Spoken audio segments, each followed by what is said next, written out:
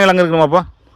பருகல் பார்த்தீங்கன்னா 1 2 3 4 5 6 7 8 10 10 12 கிழங்கு பக்கமாக இருக்குதுங்க. 10 12 இருக்குதுங்க. ஆமாம்மா. சரிங்க. பிடுங்க நிலைமைனால பிடுங்கிட்டு 9 மாதத்துலேயே. சரிங்க. இதுலேயே ஒரு 11 மாதம் 12 மாதத்துக்குள்ளே பிடுங்கின்னு வச்சுங்க. சரிங்க. ஒவ்வொரு கிழங்கு ஒரு கை சோடு இருக்கும். இதே பார்த்தீங்கன்னா ஒரு 4 கிலோ 5 கிலோ வந்துடும். வந்துடும். ஒரு 1,5 கிலோ இருக்குங்க. சரிங்க. இதே ஒரு 11 மாதத்தில் பிடுங்கிருந்தோம்னா சரிங்க, இது 5 கிலோ குறையில்லாத வருங்க. 5 கிலோ வருங்க. 12 கிழங்கு இருக்கப்போ ஒரு கிழங்கு ஒரு 1/2 கிலோ வச்சா கூட ஆமாம் ஆமாம் ஆமாம் ஆமாம்.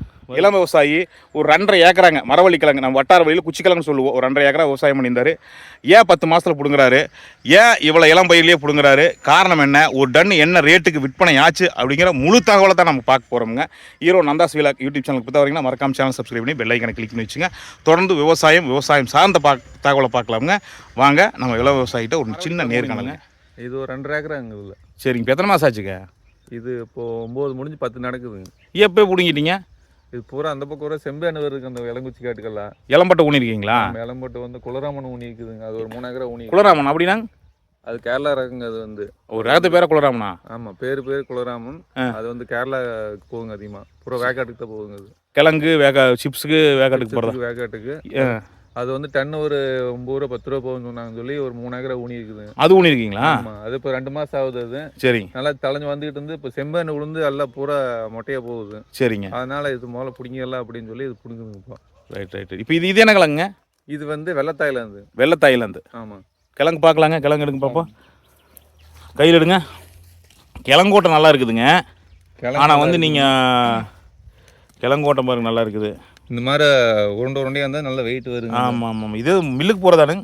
இதெல்லாம் மாவு தான். இது கிட்டத்தட்ட 12 மாதம் முடிங்க தான் நல்ல ஓட்டம். கம்பெனி வந்து எல்லாருமே வந்து இதை விரும்பி எடுக்கிறாங்க வாங்குறது. இப்போ நம்ம வந்து முள்ளுவேலின்னு சொல்லி ஒரு ரகம் அது ஊனிட்டு இருந்தோம். ஆமாம். இப்போ அது இல்லைங்க. அது இது வந்து இதுதான் எடுக்கிறாங்க அதிகமாக. ஓ சரிங்க. 2.5 ஏக்கர் ஊனிருந்தீங்களா? பாருங்க ஓடி கிழங்கோட்டம் பாருங்க நல்லா போயிருக்குது. ஒரு செடிக்கு பார்த்தீங்கன்னா பாருங்க எத்தனை வந்துருக்குது பாருங்க. 1 2 3 12 5 6 7 10 மேலே வந்துருக்கு. 12 மாதம் மட்டும் விட்டுருந்தீங்கன்னா எவ்வளோ வருதுங்க? இது போனதாட்டி இதே இது ஊனி இருந்தது. சரிங்க. 32 பாயிண்ட். இதே காடு 33 பாயிண்ட். 33 பாயிண்ட். எத்தனை மாதம் கழிச்சு பிடுங்க அது? அது 9 முடிஞ்சு 10 தான் பிடுங்குச்சு. சும்மா பாயிண்ட் போக்கலான்னு கொண்டு போய் 9 மாதத்துல. சரி. 33 பாயிண்ட் வந்துங்க உடனே பிடுங்கிட்டாங்க. 2.5 ஏக்கர் எத்தனை டன் வந்துங்க அப்போ? அது ஒரு ஏக்கராவே 19 டன் வந்தது. அப்படிங்களா? இப்போ இது அவ்வளோ வராதா இருக்குதுங்களா? ஒரு 15 தான் வர மாட்டேங்குது. எத்தனை பாயிண்ட் வந்துங்க? இது 25 தான் வந்தது. 25 பாயிண்ட்டுக்கு இப்போ எவ்வளோங்க ஒரு டன்னு? ஒரு டன்னு வந்து 5,500 ரூபாய்க்கு போகுது. சரி. இப்போ 25 வந்ததுனால ஒரு 4,500 ரூபா 600 ரூபாய்க்கு. ஓஹோ. அந்த பாயிண்ட் ஃபுல்லாக வரும்போது 5,500 ரூபாய் பாயிண்ட் வந்துன்னா 5,600 700 வரைக்கும் போகும். இப்போ உங்களுக்கு வந்து 25 வந்ததுனாலங்க 25 4,500 தான் சொன்னாங்க. அப்படிங்களா? சரி. கிட்டத்தட்ட பிடிங்காச்சு. இப்போ எவ்வளோ பிடிங்கிருக்குது இது வரைக்கும்? இப்போ அது 2 ஏக்கரா பக்கமாக முடிங்கிருப்பாங்க நினைக்கிறேன். சரிங்க.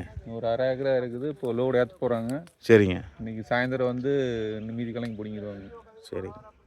இப்போ போன வருஷம்லாம் பார்த்தீங்கன்னா குச்சியில் தான் ஒரு நல்ல வருமானம் வரும்னு எல்லாரும் குச்சியை ஊனிட்டு இருந்தாங்க. சரிங்க. 10 மாதம் இல்லாமல் தண்ணி கட்டிக்கிட்டு இருந்தால் போகுதுன்னு சொல்லி எல்லாரும் ஊன ஆரம்பித்தாங்க. சரிங்க. இப்போ பார்த்தீங்கன்னா நோய் வந்து கண்டினியூஸாக வந்துக்கிட்டே இருக்குது. செம்பேனு வருது, கொண்ட நோய் வருது. எல்லாத்தோட முதல் எதிரி இந்த செம்பேனு தானுங்க. சரிங்க. ஒரு வந்துச்சுன்னா ஒரு வாரத்தில் மொத்தமாக காட்டையை முடிச்சு போடுதுங்க.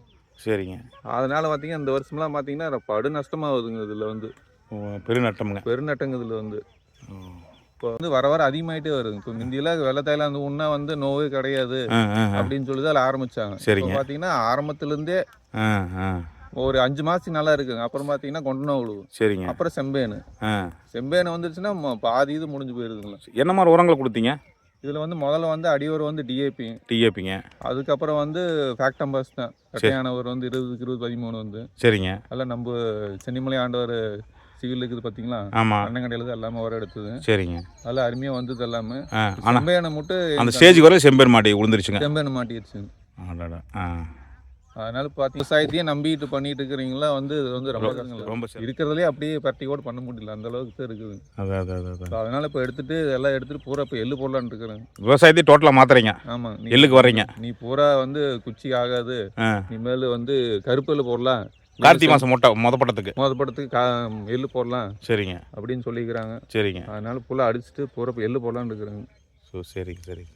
அப்போ குச்சி வேற எங்கேயாவது ஊனிருக்கீங்களா? அடுத்த காடு குச்சி நீ குளநாம ஊனி இருக்குது 3 ஏக்கரை. சரிங்க. அது வந்து கேரளாவுக்கு தான் ஆகுங்கிறாங்க. சரிங்க. அதனால இதே போயிடுச்சு. அதனால அதை கொஞ்சம் நல்லா கொண்டு வரலான்னு சொல்லி முதல்ல இருந்து நல்லா பாதுகாத்துட்டு இருக்கிறேங்க அது. ஓ ரைட் ரைட் ரைட். விவசாயிகளுக்கு ஓரளவுக்கு கை கொடுக்கக்கூடிய பயிர்னு பார்த்தீங்கன்னா அது மரவள்ளிக்கிழங்கு, நம்ம வட்டார வழியில் குச்சிக்கிழங்குன்னு சொல்லுவோங்க.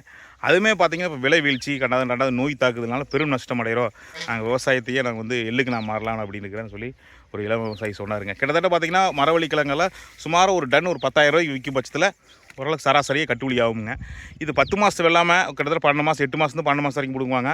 12 மாதத்துக்கு 10 மாதம் 12 மாதம் பிடுங்க வரைக்கும் கையில் பணமே இருக்காதுங்க. கையில் இருக்கிற பணத்தை தான் நம்ம போட்டு 2 ஏக்கரா 3 ஏக்கரா 1 ஏக்கரா வந்து நம்ம விவசாயம் பண்ணணுங்க. பிடுங்கி போய் கைக்கு வர வரைக்கும் நம்ம கை காசு போட்டு தான் கூலியாளு எல்லாத்துக்குமே கொடுக்க வேண்டியிருக்குங்க.